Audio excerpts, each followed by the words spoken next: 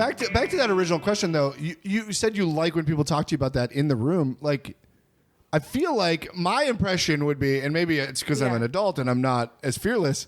My impression would be you want to shuffle us in, find your person, and get us out. You don't want to deal with the everyday activities I'm going through. Yeah, read the room. Like if you're in the waiting room and it's packed and it's crazy and they're just pumping you out in and out quickly.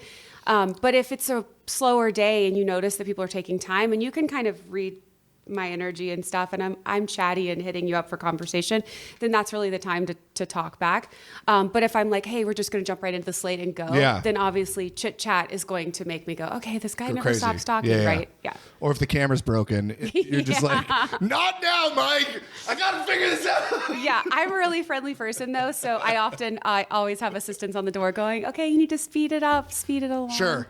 Yeah, it's so funny, that dynamic of in the room, because I've said this on the podcast before, but when I first moved here, I was always very businesslike when I'd go into a room, because I viewed it as like a job interview. Yeah. And you don't want to be silly in a job, and maybe more so now as millennials take over, I guess maybe you do. But at the time, you want to be proper and stuff. Yeah. And then I realized that I was just too rigid, and I didn't feel like my personality was coming through at all. Yeah. So now I'm much more sort of free and open when I get in a room. I'm not trying to waste people's time, but I will smile. I'll be my loud, gregarious self more so than I did when I first moved here, because it didn't work.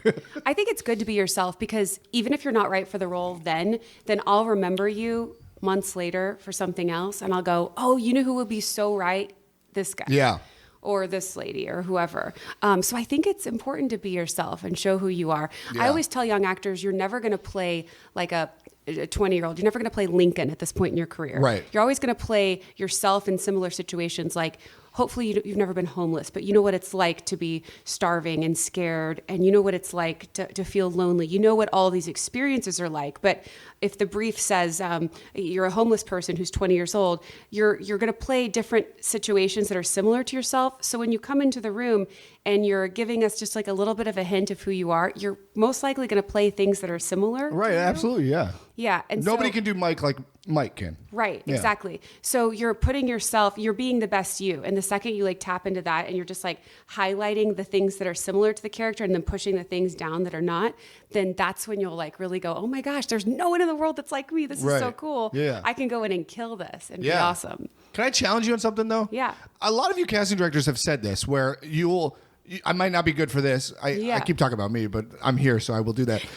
I might not be good for this role now, but you'll remember me 4 months later. Yeah. Is that really true though? Like something has to spark in you to think of me. You're not just all of a sudden going to see a role and be like Mike Elder. I'm going to have to flash across your desk somehow for that spark to happen, right? This is how it happens. So recently, in the last year and a half, Breakdowns changed it to every actor who's ever come in for us, there's a star next to your name, a yellow star. Oh. So, and I can even show you, which will be really cool. You can even... It'd be like super cool. Screen grab this if you want, and you can show it to your listeners. But so every actor who's ever come in, there's a star next to your name. And any actor we've never met before doesn't have a star. So oftentimes for like small roles, I'll just bring in actors that don't have a star next to their name because I want to meet new actors. Yeah. But if there's a role that is a guest star role on one of our shows is half scripted, and a lot of 3 different times throughout the show, there's a buzzer and all the actors have to improvise. And you were saying you have a lot of... Oh, is that the Susie Barrett show? Yeah. Yeah. What's it called again? That's called Just Roll With It. Just Roll With It. Yeah.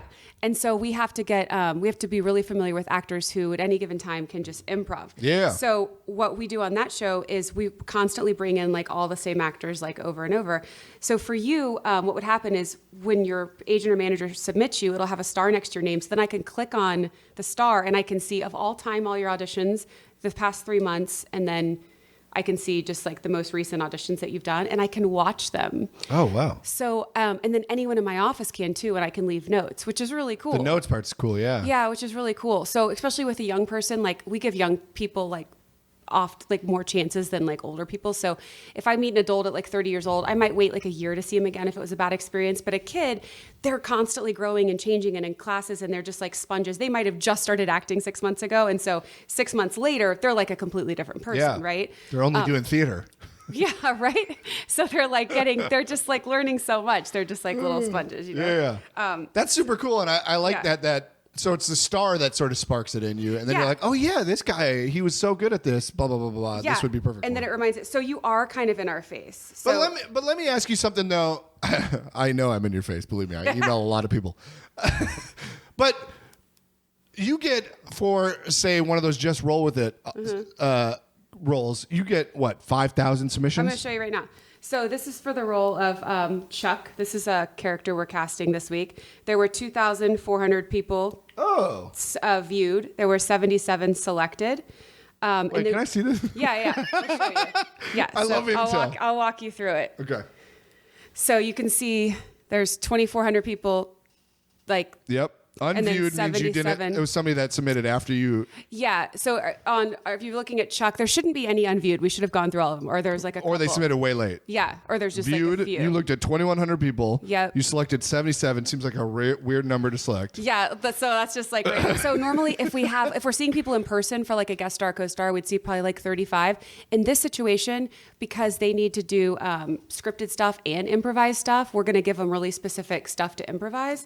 And the scripted stuff, we're having them all tape from home. So when we have people tape from home and wherever they are, we can see more people. Yeah. Right? That's the benefit of it. So not scheduled is what?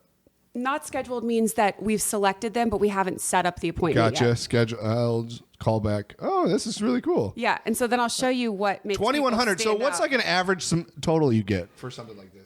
So this is for like 5,000 for some reason. Well, yeah. So this is for the Disney Channel. So a lot of people don't. The first thing I always show people when I'm like teaching a class or something is I show people in alphabetical order. These are all the agents and managers in alphabetical order, and just start at the top. Yeah, and just start at the top and start scrolling down. Well, now I want to see my agent submitted me. If I'm being honest. Yeah, these are two just adult agencies. So these are two adult roles. So these are all just like agencies and managers that would represent adults, right? Yeah.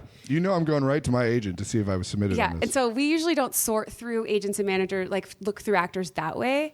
But I think it's important for actors to realize that there's hundreds and hundreds of agents and managers out there that are awesome. It's all about finding the right person that's like your biggest cheerleader. I think I wasn't submitted on this. Yeah, you could happen right. Because see, look, the character's a lot older. He's like 50s. That's probably why you're not right. Actors are always like, why was I not submitted? Of course, we're stupid. But no, wait. So you see a list of the agents. So do you go to the agencies you like first? Or do you also see a list of the actors there? We don't sort by agencies. So that just happens to be there? Right. Oh, interesting. And so must have improv experience, looking to early 50s. So a lot of time with agency all the way up to early 50s, they probably think you're a little bit younger than that. So that's probably why they're not submitting you. A little bit. Pardon me. Miss Horn. You know what I mean?